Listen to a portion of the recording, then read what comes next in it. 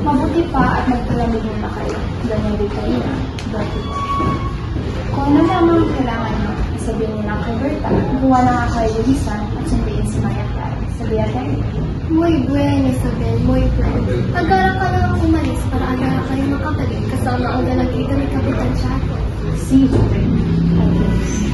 Ang dami na nakapasok na kalamidad dito sa Las Pilipinas. Dahil tinatangkiling ng mga gobyerno ang erehe at filibustero. Ako ay nainsulto, Padre Damaso. No es nada importante.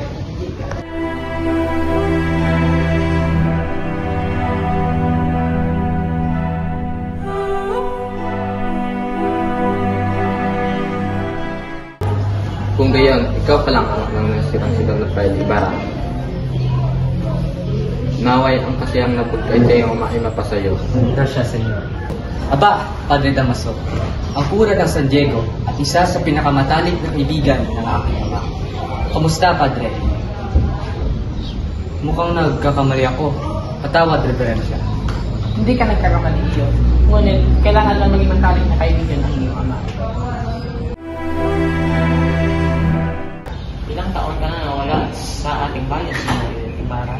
7 taon ko, Ginoo. Sa 7 taon na po sa Europa, malamang nakalimutan mo ng iyong bayan. Patawarin mo ako, Ginoo. Ngunit, tungkol sa Espanya, ay wala na akong maibigan pa kundi ang ating bansa. Isa ang bulag na hangal dito. Bakit ka nasaya ng pera kung wala ka nagustuhan sa ibang bansa? Pamanhin aking Don.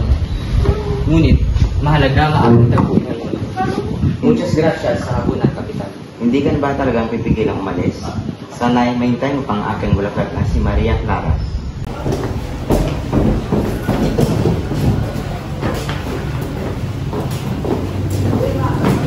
Mag-ingat ka, kabanak ka. Baka matulad ko sa iyong ama. Alam mo ba ang aking ama nung ako ay nasa Espanya? Mabait ang iyong ama, ngunit nung ikaw ay nasa Espanya, pagbintangan siyang pumatay naman ay ng buwis. Oras na para bumayag ka ng buwis mo. Pagkatapos nun, hindi na nila pinakain si Don Rafael. Nangina ito at namatay sa kanyang partay. Kailangan ko maglakad ng misa.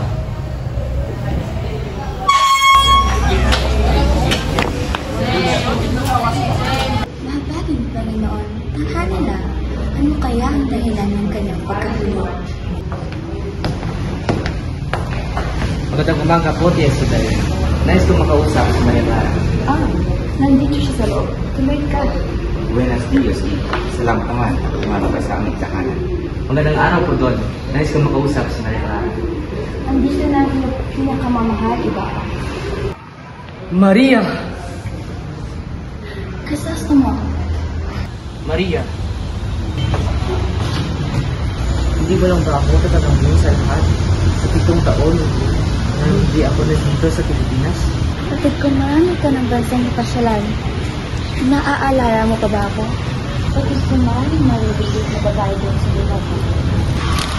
Marami, oo. Ngunit paano kung malilimot ang pinakalikid sa lahat ng lalaki? Palagi ka nasa isipan ko, mahal ko. Kahit na sinasabi niyo ng nakasalanan daw ito. Ngunit batid nga na magkarang beses ko ng basahin. Nabalitaan ko rin na nagkaroon kayo. Mabigat ang loob sa akin ng Diyos. Intindihin mo na lamang siya. Matanda na ang nito. Bumukin mo. Ginoo, saan niyo ipinilipat ang aking ama? Ipinalipat ng matabang kurang iyong ama sa libingan ng mga insik. Ano? Saan ba iyon? Mabigat po yun na tumulan, kaya tinapon ko na lang siya sa gawa. Ikaw! Ikaw ba ang gumawa ng ganawang kalapastanganan sa aking ama? Ikaw ba? Sumugot ka! Kung ano man yun, sigurado ako na hindi ako ang iyong hinahanap at walang akong kaalam-alam dyan. E di sino ba? Pakiramdam ko, ang mundo ay galit na galit sa akin. Gusto ko lang naman na makapagtayo ng paaralan. Huwag mo kong kausapin sapagkat nakakamala nila akong baliw. Ang masasabi ko lang, kunin mo na yung mga tiwala ng prali at makisama dito. Salamat, Senyor.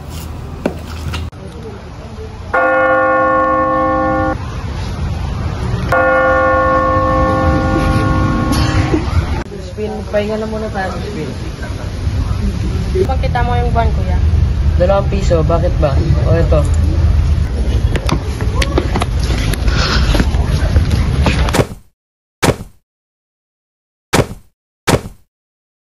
Marahil ay gutom na ang mga anak ko. Hindi ko sila kayang hayaang magutom. May makakain ba, Lisa? Mayroon. Bilisan mo, nagugutom na ako! Oo. Teka, nasa namang batang iyon? Nasa kumbento pa. Uuwi rin sila.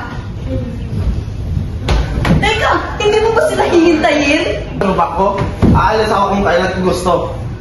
Pedro! Basilio! Anong nangyari sa'yo? Bakit ka sugatan?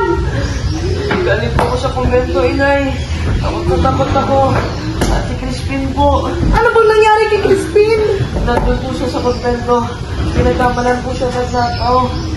Halika muna rito. Pumasok ka. Para saan mo, Alex? Para sa kura. Nais ko sana siya makausap. May sakit ang kura ngayon. Tungkol saan ba ito? Hindi pa kasi nakakauwi ang aking anak si Crispin. Crispin? Kung gano'n ikaw ang ina na magnanakaw? Hoy! Ina ng mga magnanakaw! Huwag mong iyakan ang iyong anak! Ikaw ba si Tita, ang ina ng magnanakaw? Kung gayon, ikaw na lang ang ikukulong namin. Huwag! Huwag!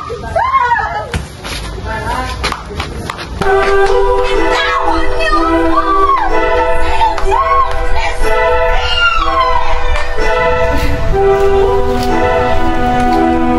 Crispin! Basilio! Anak ko! Nasaan na kayo? Ano to? Basilio? Bakit may dugo? Anak ko!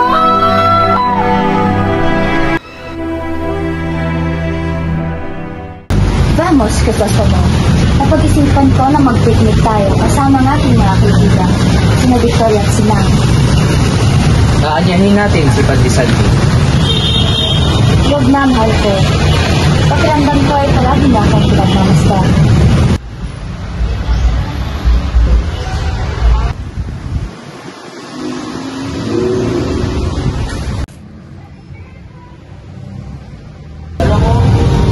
Bakit hindi ninyo ipapatuloy ang inyong pag-uusap? Nabanggit lamang sa akin ng mga tao na matulutan niya. Nakakatawa ang mga tao na kumukuha ng serbisyo. Subalit ipinatay yung gusali ni Ginoong Ibarra ay nangangailangan ng eksperto. Eksperto? Kaparalan ay binubulan mo ng apat pagkasali. Huwag ninyong hayaan ang sarili ninyong magkasala sa Diyos. Magdasal ka na sa lahat ng santo, Fraile. Tingnan natin kung dugo o lusak ang dumadaloy sa mga ugat mo.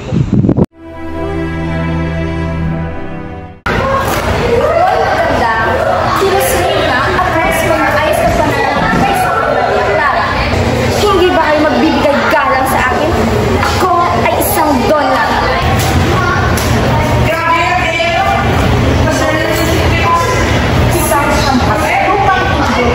Hindi nabibilang sa kalupaang ito. Kamusta, Tia Isabel? Don Santiago? Ay, teka. Pagkilala ko sa inyo ang pinsan ko na si Don Alfonso Linares.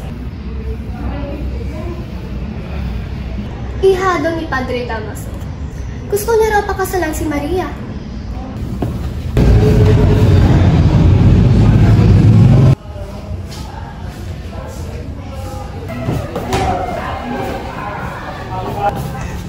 Maria, anak ko, hindi ka mamatay.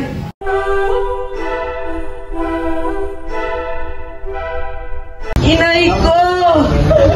Inay ko! Sabay yun. Oo. Lagyan mo ng mga dahil at sinugin na aming pagbangkay. Sige. Ay!